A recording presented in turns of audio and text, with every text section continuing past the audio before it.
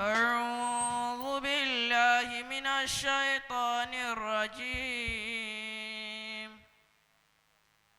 بسم الله الرحمن الرحيم. هل أتى على الإنسان حين من الدهر لم يكن شيئا مذكورا إنا خلقنا الإنسان من نطفة أمشاج نبتليه فجعلناه سميعا بصيرا إنا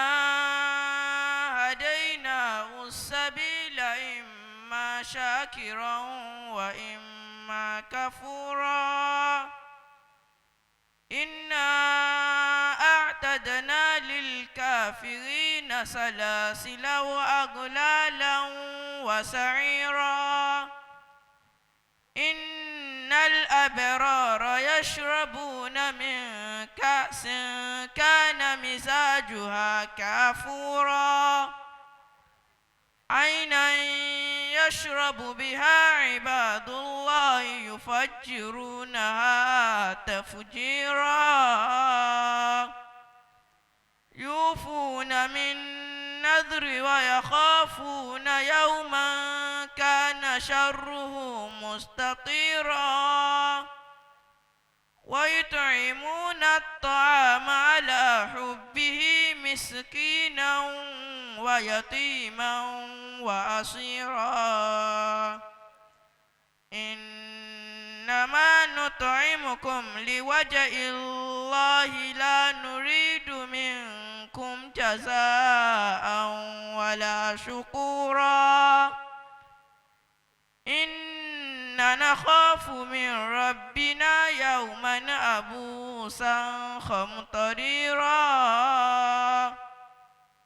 فوقاهم الله الشر ذلك اليوم ولقطاهم نضرة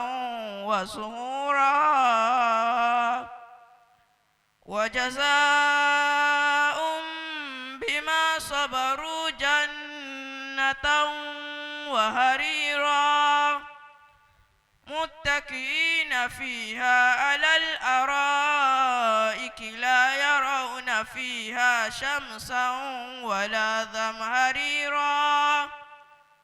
ودانية عليه ظلالها وذللت قطوفها تذليلا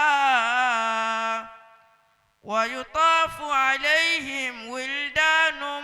مخلدون إذا رأيتهم حسبتهم لؤلؤا منثورا آليهم ثياب سندس خضر واستبرق وحلوا أساور من فضة وسقاهم شرابا طهورا. صدق الله العظيم.